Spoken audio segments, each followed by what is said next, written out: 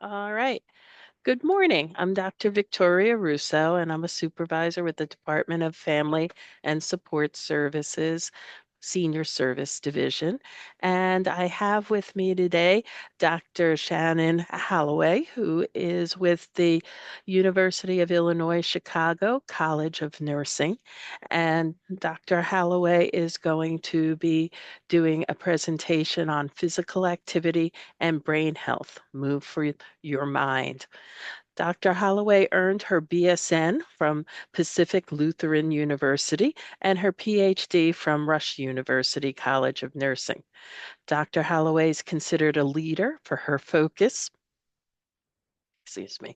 on practical, scalable behavioral strategies to optimize cardiovascular and cognitive health for older adults. Dr. Holloway is the principal investigator for several studies and currently leads a trial to test mind moves, which is a combined physical activity and cognitive training intervention to prevent cognitive decline, specifically in older women with cardiovascular disease. And as we all know, that is a population that's particularly vulnerable to cognitive decline. Dr. Holloway's research has shown that realistic, moderate changes in lifestyle and health behaviors over time can prevent cognitive decline. Once again, it's my pleasure to introduce Dr. Holloway. Thank you. Well, thank you so much for that warm introduction, and thank you for having me today. I'm really looking forward to this presentation. And as Dr. Russo said, I'm from University of Illinois Chicago College of Nursing. So by the end of this learning session, we hope to be able to summarize the benefits of physical activity to improve brain health, as the title implies, but also to reduce the risk of cognitive decline. I'll talk about what that means, and to reduce the risk of Alzheimer's disease and dementias, which we all want to avoid. I'm going to help us understand how to modify physical activity goals for the unique needs and preferences for older adults, how to identify how to start a home or center-based physical activity program, and also determine considerations and education that might be specific to the individual older adult. Okay, first of all, the benefits of physical activity. Hopefully, we hear this a lot from our care providers, from the news, but I'm going to kind of give us a lay of the land and about movement behaviors. So I focus a lot on physical activity, but I want us to know what that means. So here you see a pie chart. There are three main parts of movement and non-movement behaviors that make up our 24-hour day. And they all are really, really important. Physical activity, which is a special focus today, this includes all activity of all intensities and all postures. That means both sitting, reclining, standing, walking. This is standing, light activity, and structured exercise. I'll explain what that means too. Sedentary behavior includes sitting and reclining behaviors and can also have some negative implications for health and brain health that I'll talk a little bit about. And sleep, I'm not going to mention today, but we hopefully all know that sleep is really vital for our everyday life and wellness, but also our brain health. But that's for a separate presentation. So, talking a little bit more about sedentary behavior, we tend to focus a lot on physical activity, which is great. But I want to also give sedentary behavior a shout out, especially when we talk about older adults and aging. Older adults have, and I define this about 65 years and older-ish, have the highest rates of sedentary behavior than any other age group. More sedentary behavior throughout everyday life is related to more chronic health problems, decreased mobility, worse brain health, and higher risk of Alzheimer's disease and dementia. But the good news is, so older adults have on average between 10 and 12 hours of sedentary behavior per day. That's a lot. But the good news is even small amounts of physical activity can help, which my research has actually found.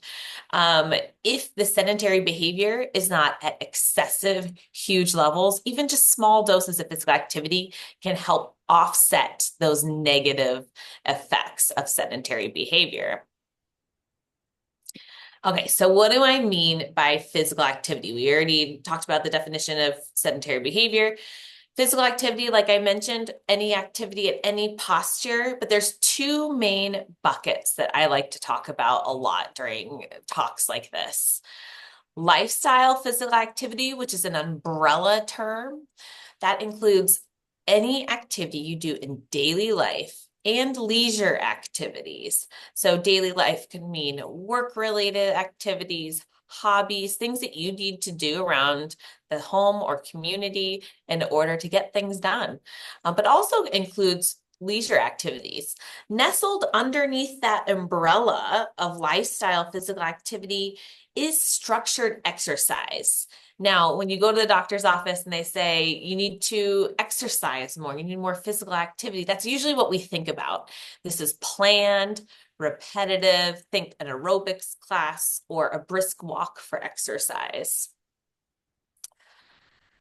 But one thing that's really special about physical activity, so we know it's great for heart health and all the other aspects of our health, is today we're focusing on brain health and prevention of Alzheimer's disease. So I have a fancy graph that's used a lot in the research world, so bear with me here. Here we have this normal line of aging. We know that with just getting older, our cognition, this means memory and thinking abilities, it can decline a little bit. With cognitive impairment and then dementia, that curve is much steeper, meaning your cognitive function, your memory and thinking can decrease over time at a quicker, more rapid rate.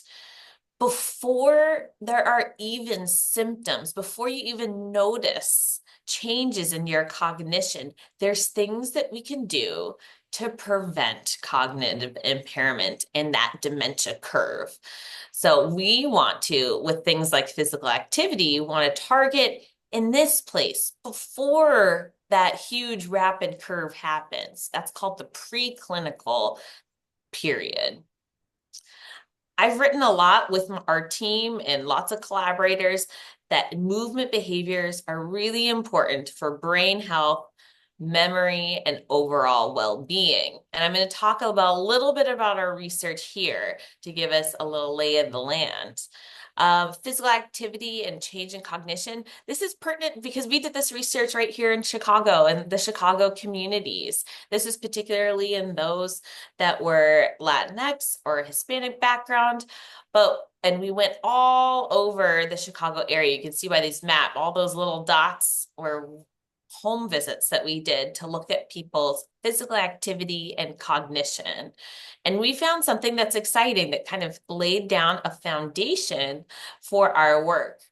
Maintaining physical activity. So usually with aging, physical activity can go down because we all have the chronic health problems, mobility, pain.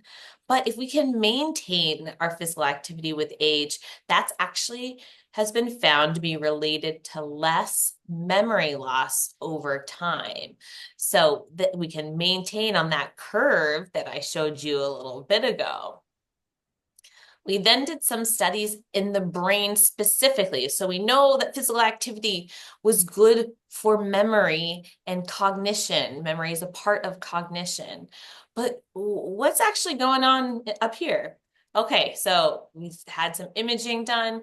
We found that lifestyle physical activity, so all of those everyday lifestyle activities that I mentioned, that might be gardening, walking the dog, doing chores around the house, or being out and about in the community, that was related to gray matter. So how big your brain actually is. That's really, really important because with disease, you can see in these MRI scans here, these images, that this is someone on the left that has a cognitively normal brain, someone with some impairment. You can see a little bit of shrinkage. And then with Alzheimer's disease, you see a lot of shrinkage in that brain. We want to keep as much brain tissue and gray matter, which is important to make sure those synapses are firing correctly in our brain. We also thought this research was important because we looked at older age ranges too, those who were 75, 80, 85, 90 years old, which some studies don't do as often, believe it or not. So we had this really robust, this really long range of samples of older adults to be able to look at these associations. Okay, so now we know through our research that the physical activity really good for the memory, really good for the brain. Okay, what can we do now?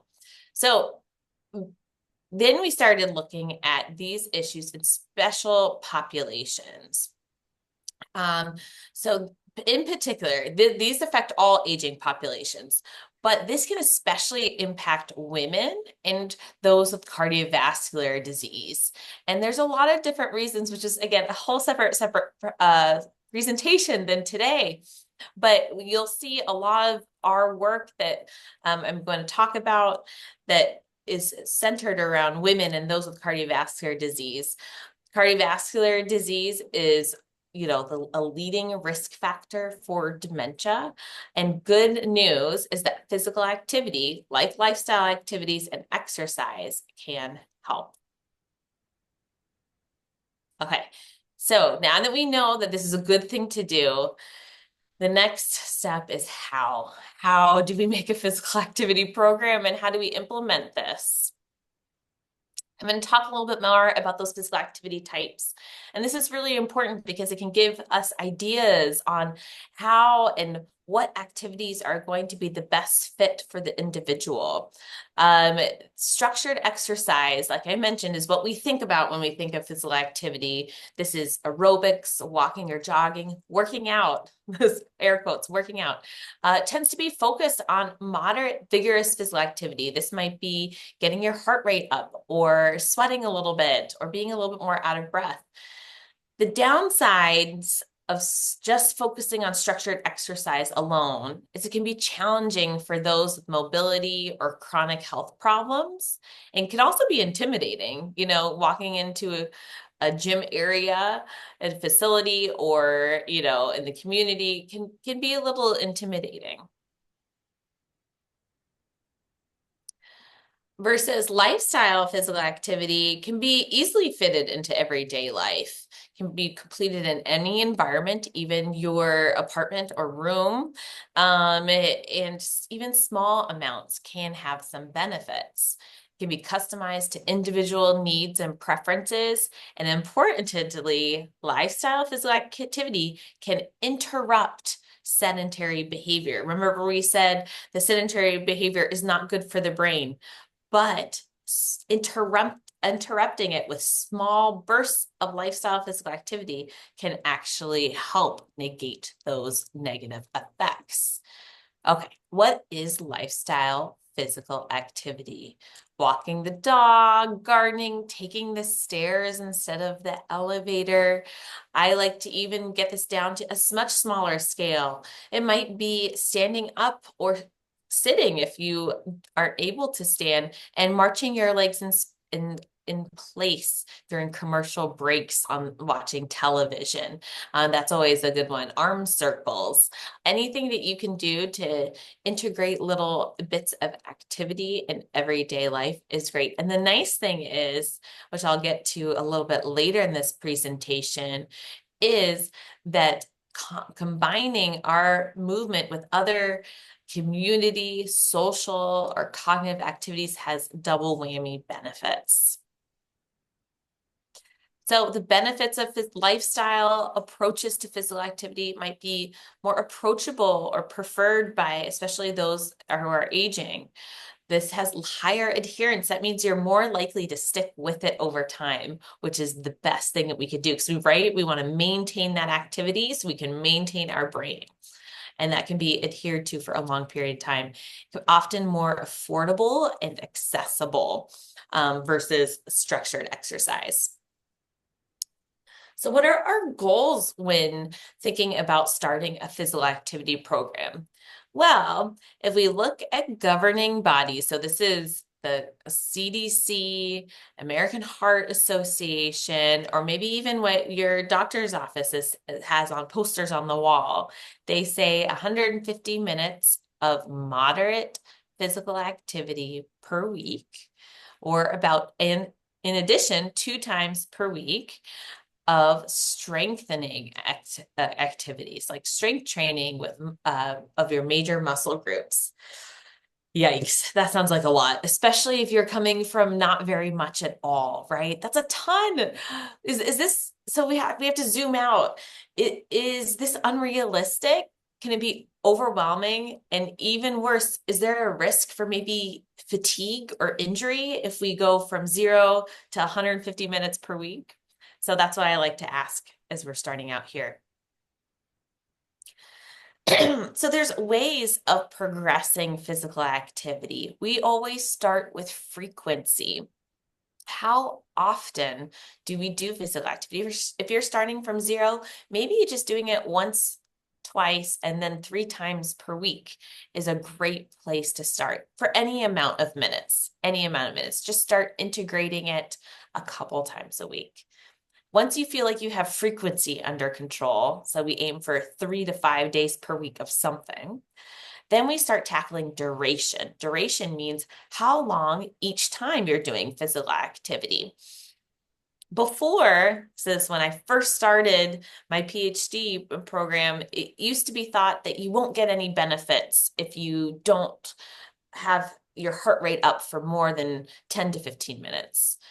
That's no longer true. Any amount is a good amount. So aim for whatever you can, but there's absolutely something special about going a little bit longer beyond 10, 15, 20 minutes. The goal is eventually 30 minutes of physical activity, about 5 days per week. The last step you can do is intensity. That's how strenuous it is. Now, remember, our goal is moderate. We don't need to win any gold medals here. Moderate is the name of the game. You want to get a little bit maybe out of breath, but still be able to have a conversation. You can talk but not sing. Maybe you get a little bit sweaty. Maybe your heart starts beating a little bit, but moderate is our goal. But starting off lighter activity is great too. You build intensity last. Okay. So 150 minutes, that sounds overwhelming to me if you're starting from 0. So we're going to wait on that. We can change the goals. We add a small habit every week, make a plan for both exercise and lifestyle, meaning can you take a chair aerobics class that's offered at a center? And then also make a plan for lifestyle. Can you do that march in place during commercial breaks when you're watching your favorite television program?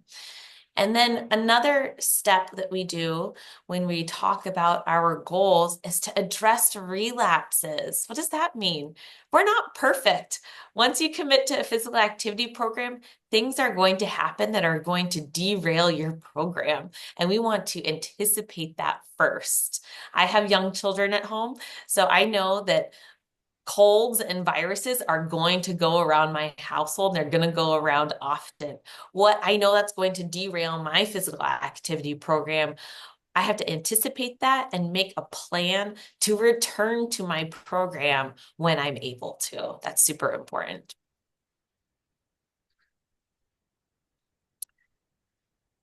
Okay, so but do small changes in physical activity have any benefits? If I put on my researcher scientist cap, the results are mixed, but there is enough evidence to support that some is better than none. This is true. Anything you can do can have brain health benefits. We've been finding in looking at other aspects of health that increasing your everyday steps by just 3,000. So, you might hear about 10,000 steps a day. We don't have to worry about that. Even just increasing by 3,000 can have huge health benefits, both for heart health and brain health. They're very connected. There's both immediate, long-term, and lifetime effects of small increases of physical activity. So I'm a nurse by training, right? So even though I do research now, I'm still a nurse. I wouldn't do my due diligence if we didn't talk about safety and health. So we need to have any health education. That might be something that you reach out to if you have access near your center, or perhaps, physicians or other health professionals during preventive health checks. Or if you have a cardiology history, maybe a history of cardiovascular disease, that's talking to your cardiologist or the nurse practitioner. So, you need to have any health education, perhaps considerations with diabetes. If you experience non-disease related chest pains, circulation issues, that's particularly important if you choose to do your physical activity outside. Environmental safety. I always advocate for a medical alert bracelet. If you're outside, have a cell phone, think about hydration and weather considerations. We're in Chicago. The weather can get wild if you are outside. So really important to note. If you have a place to exercise inside, then utilize that for safety considerations. That's fantastic. Regarding diabetes, always great to talk to your doctor, but that just might mean that you need to monitor your blood sugar before and after a particularly vigorous exercise session, as exercise can impact your blood sugar. But the good news is it can help diabetes markers over time. So there are multifaceted benefits of physical activity. So the next step after getting all the health and safety considerations out of the way is a goal setting. You want to create goals that are individualized, meaning for the individual, for yourself, progressive, meaning they get harder or more challenging over time, and realistic. One of the biggest indicators of success with adopting and maintaining a physical activity program is having higher self-efficacy. Self-efficacy means your confidence in being able to overcome barriers to complete a goal. So one of the first steps in building high self-efficacy is making sure your goal is realistic so you can be more successful. Self-monitoring is one of the best ways to make sure you are making progress towards your physical activity goal. You can use a method of self-monitoring that works for you.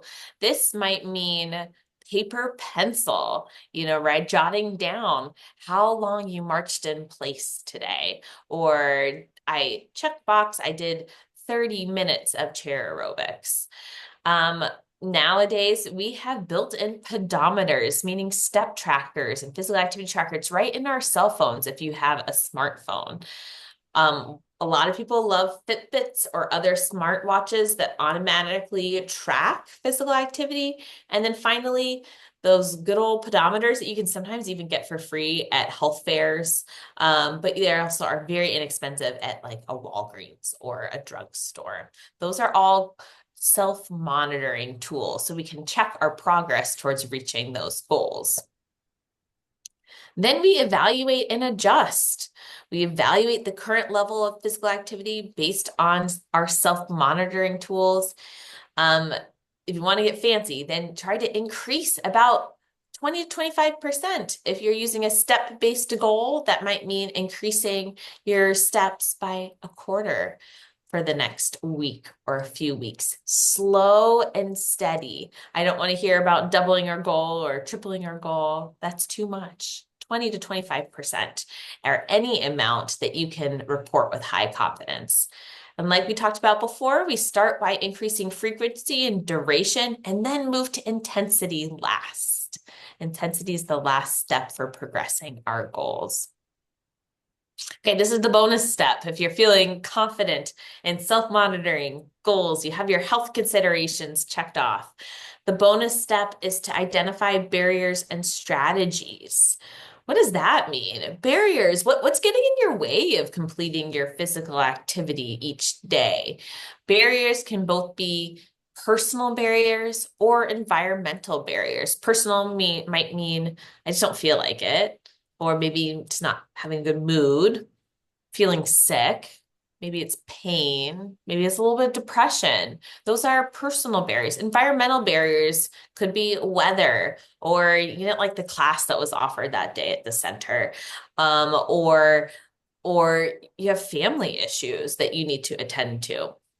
Those are environmental or external barriers. So first you want to think about self-assess your own individual barriers to physical activity.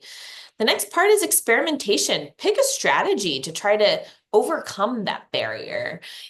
Perhaps if it's you just don't feel like it, like, ugh, that's just not my favorite thing to do. I like to tell people to, okay, try laying out your clothes, finding comfy clothes for you to wear while doing your physical activity and laying it out the night before so you can see it as soon as you get up. Oh, right. I need to put this on because I'm doing my physical activity later that day. So this all involves picking a strategy and experimenting, see what works.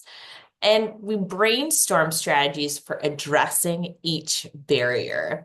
So this doesn't have to be anything fancy or formal. It can be all done in your head, or if you use a paper log, that's great too. All of these are great strategies. There's a large amount of resources on how to get started with physical activity. The National Institute on Aging has guidelines regarding how to get started with exercise. And as well as health.gov has their physical activity guidelines for Americans. This is kind of the gold stamp of approval, what we utilize as both from scientists as well as health professionals for implementing and recommendations regarding physical activity for all age groups, actually.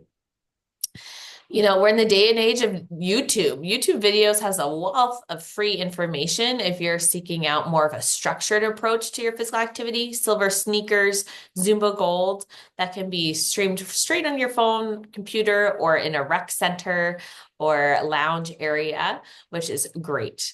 There's also one to two, but perhaps keep in mind 1 to 2 local structured programs if you live in a community area that you can rely on as well.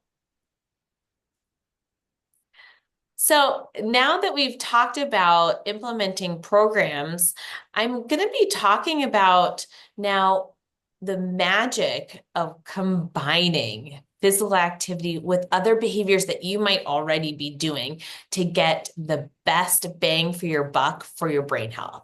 I don't want this to distract us because any movement is good for your brain, right? Anything is good. But if you want the advanced level to know what's the latest and greatest in brain health research, a lot of our work is going towards combining behaviors to get the most benefit for our brain. So we are building on some work you heard in my introduction called Mind Moves, which I'll talk about in a little bit. But this all came from a question: does combining health behaviors boost the effects of physical activity? We have our fun little graph of memory here. You see I love graphs. We have separate effects for each of the, for physical activity and our cognitive training, which are brain games. We might have an amplified effect by combining the both, meaning they're together. There's secret sauce that makes them better together. So we just completed a trial called Mind Moves. This was in those with in older women with cardiovascular disease. They did The move part is lifestyle physical activity, kind of like what I just talked about. That progressive, individualized program with self-monitoring, goal setting. They get a Fitbit. That's the lifestyle physical activity program. We combined this with cognitive training, a program called Brain HQ, which is actually an off-the-shelf program that you can purchase on a monthly subscription. We delivered this, provided our participants iPads to do this at home, and they did this 30 minutes three times per week to see, is there something, can we boost the benefits of physical activity even more by using cognitive training or brain games? If anyone's heard of luminosity, this is the more research-based version of luminosity. They utilize different ways, auditory and visual stimuli, to help train your brain. So what did we learn in this trial? This was a 5-year project, so it took a long time. We did this in about 250 older women with cardiovascular disease. These behaviors may boost each other, and we did find that in some of the areas of memory and some blood markers that are related to brain health. What we uncovered as well is that inflammation may play an important role. But the good news is physical activity can target inflammation. But this led us to think, oh boy, what if the secret sauce is combining many lifestyle health behaviors? But the good news is a lot of these behaviors can be done at the same time. They have overlapping benefits and overlapping time. So we want to know now, looking at lifestyle health behaviors in general, including physical activity and decline in cognition or memory and thinking. So we found over lots of different research studies that 4 behaviors seem to pop out as being ones that people can integrate into everyday life, like physical activity. And there might be overlapping benefits with these behaviors. But we wanted to know, are there certain combinations of behaviors that are best for certain groups? So our behaviors, let's go through them. Physical activity, we're all now experts on lifestyle and structured exercise. Cognitive activity, we talked about cognitive training, but cognitive activity can take a lot of different forms. Reading, puzzles, learning a new language, playing an instrument. Those are all great cognitive activities. Healthy diet. We know about the Mediterranean diet, right? Everyone says heart healthy. What's good for your heart is good for your brain. So heart healthy diet is also related to great brain health. Social activity is a fun one, and for those living in community settings, it can be even a built-in benefit. Spending time with others, volunteering, attending lectures, maybe like this one, is all considered social activity that helps our brain health. So we did this big study across over 1,000 participants to see what these patterns were. And what we found was that these behaviors kind of moved together. What emerged was there was a group, this kind of minty color. These were considered those that were kind of high in all 4 behaviors. There was a group that was medium or moderate in all 4 behaviors, and a group that was lower in all 4 behaviors. So it wasn't the mix and match. It was kind of these moved behaviors. These people were doing high or medium or low levels of 4 behaviors. We now looked at, okay, so what were these folks' cognition, their memory and thinking over time? These 3 groups, those that were high, those are medium, and there's a low. So our low group is this orangey red color. They had the lowest and steepest decline in cognition and memory and thinking over time. Our high group of that minty color is right here at the top. And then our medium is just right nestled underneath. This is an exciting finding. It doesn't look like much, but I'm going to explain a little bit here. So I already talked about that it's possible that these behaviors cumulatively all together contribute to a general healthy lifestyle. The difference in cognitive decline or memory loss between that moderate and the high group was not very large. We saw them nestled together, actually. And this is super exciting because this means that even meeting just moderate levels could have big benefits for older adults. This is the take home message. We don't have to shoot for the moon. We do our best and we try to achieve even just a moderate change that can benefit our brain health over time. And this is leading us to our current research. Very exciting study. It's called The Impact of Change and Lifestyle Health Behaviors on Cognition. We are harmonizing data from existing trials. So that question that we had, do even small changes to behavior improve cognitive health? Can just reaching a little bit better give us those brain benefits that I think and know exist? Can we find that? This study, we are pooling and harmonizing data from 12 different existing trials. And we're going to have a sample of over 10 to 12,000 older adults to be able to answer exactly how much I need to improve and for how long and what combinations of behaviors for what groups. This may mean, okay, I have heart disease. What do I need to do to maintain my brain health over time to prevent Alzheimer's disease, prevent dementia? It may be the secret sauce is just increasing physical activity and diet to a certain level. That's the best for that group of individuals versus individuals that have diabetes. Is that result going to be different? We're going to be able to, hopefully, at the end of this research, be able to give personalized prescriptions. So that's the exciting future, what's on the horizon, but that doesn't change what we learned today, that any activity is better than none for brain health.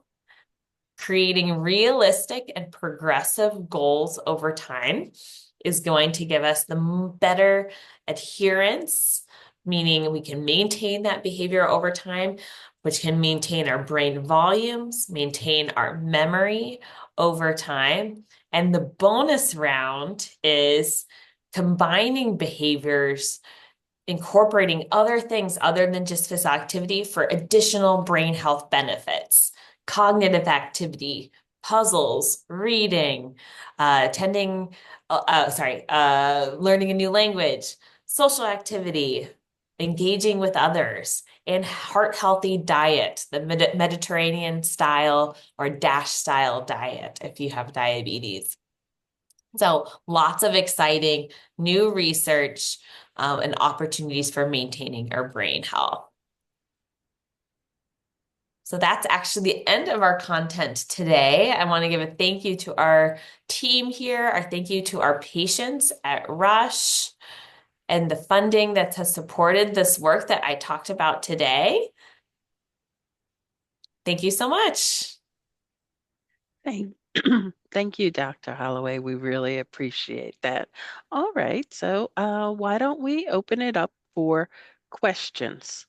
I know I was very excited to hear your presentation. It's something I struggle with fitting physical activity into my day, and I appreciated the comments you made about starting with small and regular, like on a schedule of some sort. So you're getting the behavior in first. You're focusing on making it a habit, and that the duration, not the duration, the intensity was the last thing to focus on.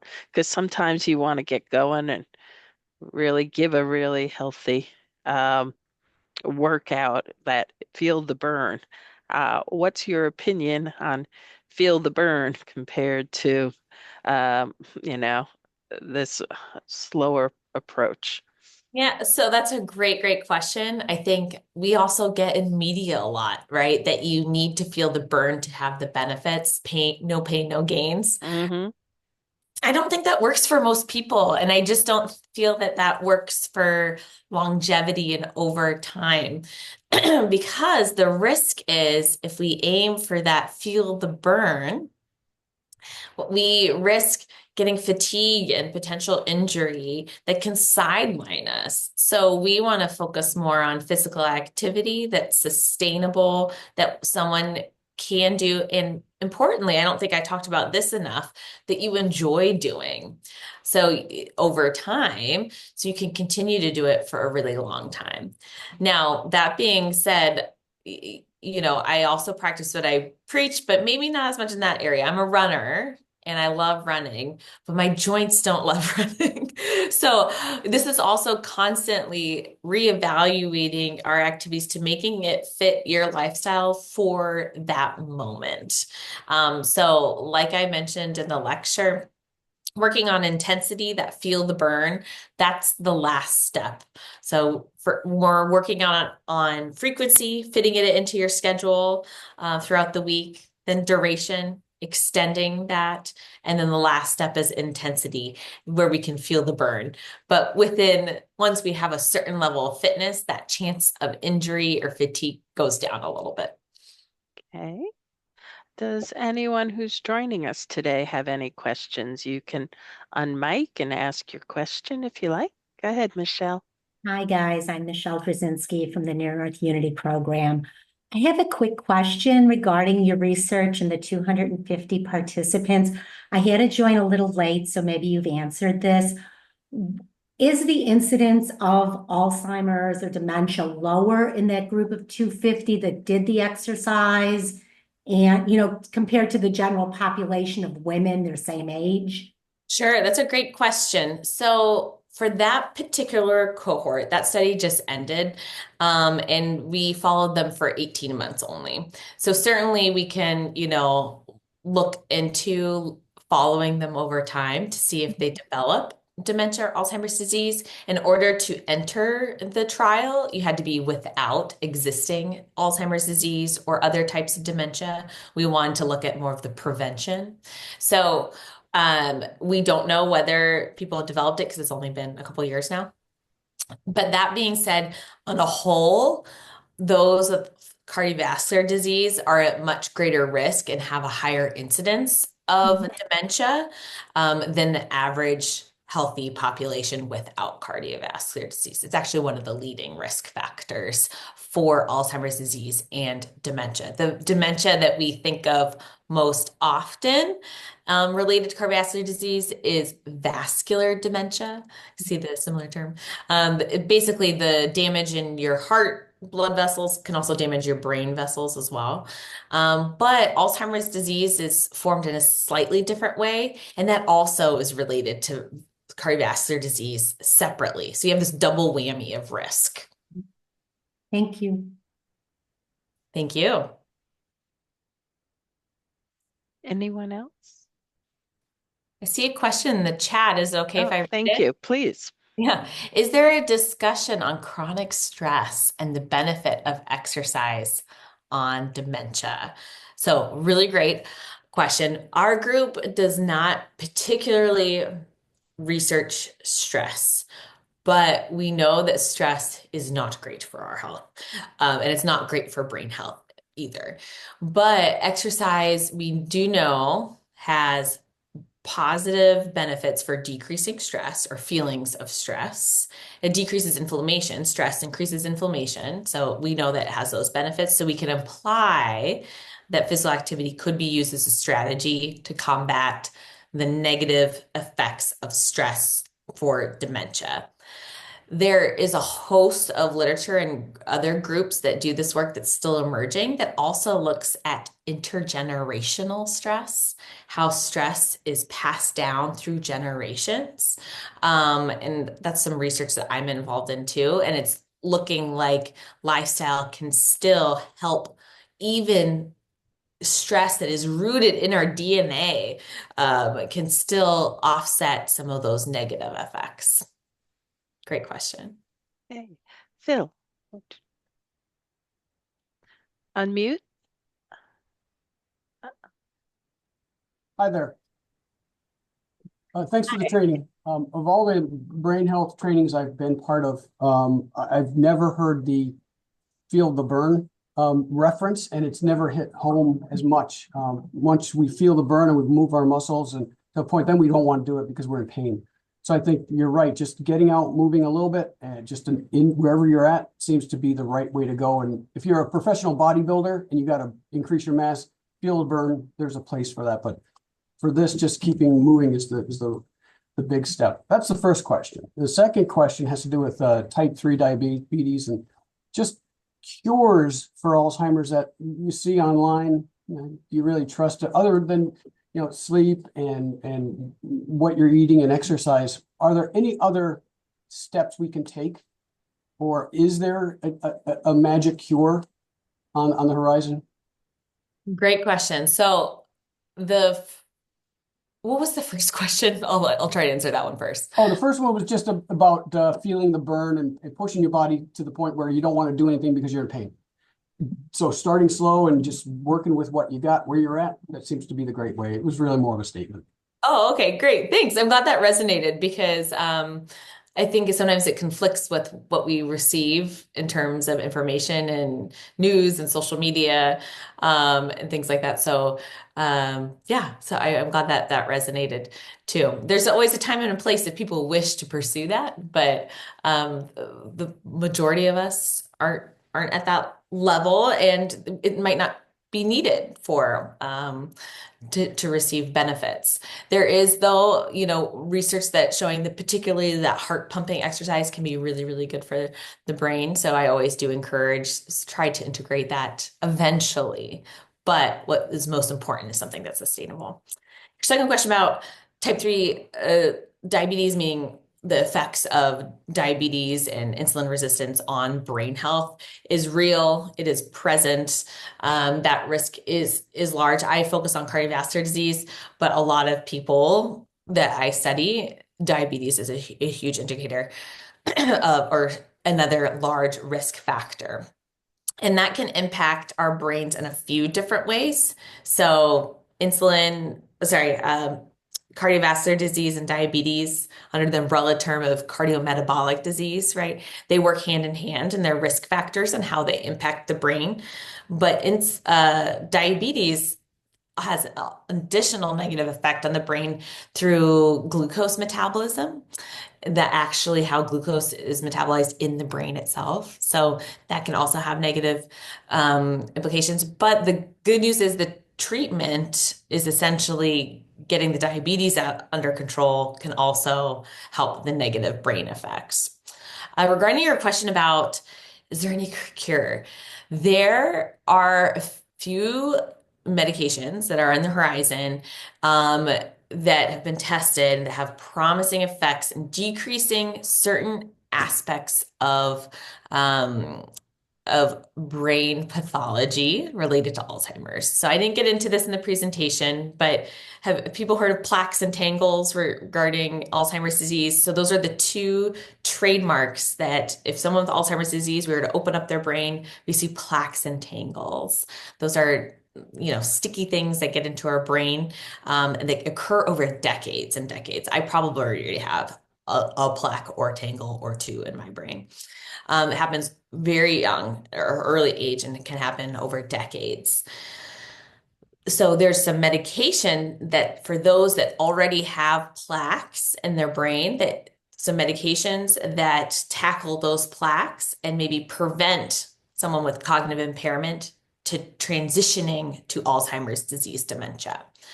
What we have found in research, myself and other groups, is that even if your brain has some of that disease, lifestyle changes can help maintain your memory, even if you have stuff going on in your brain.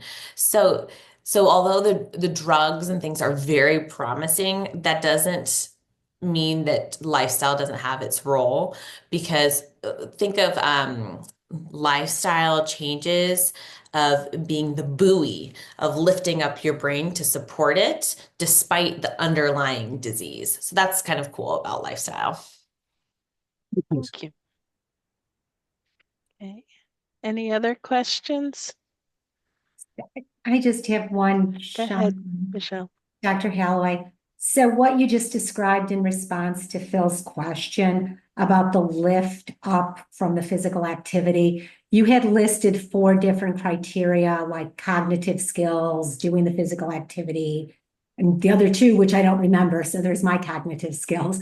But did you measure the the interaction effect? Like, does doing the physical activity boost you 50% and then the cognitive boost you 10%? What is the interaction of those? That's what we're hoping to do with our current study to find Okay. exactly how much of what behavior is going to give us the biggest bang for our buck. Okay, thank you. Because I was like, which one matters most that we do? Yes, we're hoping to be able to give folks a prescription of say, do this and this and this. But we do know that physical activity, cognitive activity, social activity, and healthy diet are 4 really good ones. We utilize those behaviors because those are things that we can promote and we can add. But we know other common behaviors as well, like eliminating alcohol use and smoking as being incredibly vital as well. But we view that as a little bit different because we don't promote those. Those are more about ceasing use. Mhm.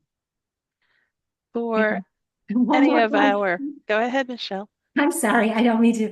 Did you look at race and socioeconomics when you did the data set? So in the current study where we're harmonizing, we're going to have, for statistically, you need something called power, a certain number of participants in each group to look at those comparisons. We'll have that. So we get to do that.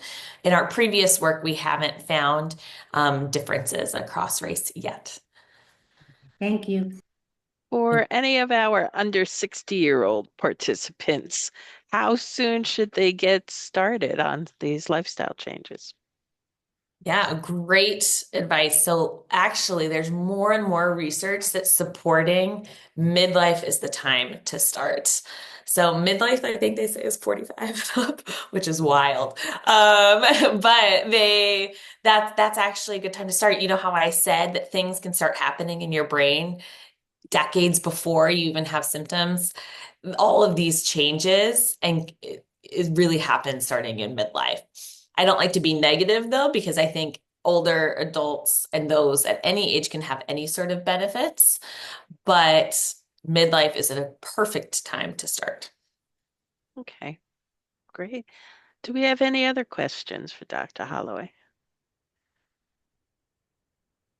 If you do, put it in the chat, unmute, raise your hand, whichever you like.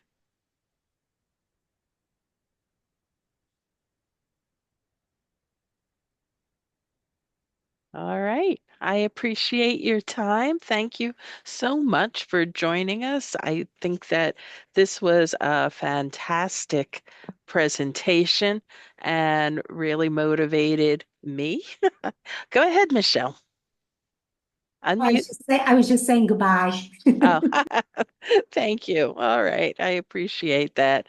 Anyway, I found it very motivational that we don't have to join the gym and take on a big project in order to see some benefits of just increasing the physical activity in our day-to-day life to improve our brain health. So, thank you. It's great hearing that these things are true and knowing how to look at the fact from fiction on the old wives' tales. So I really appreciate your presentation today. Thank you very much. You're welcome. Thank you for having me. All Thank right. you. Take care. Bye bye.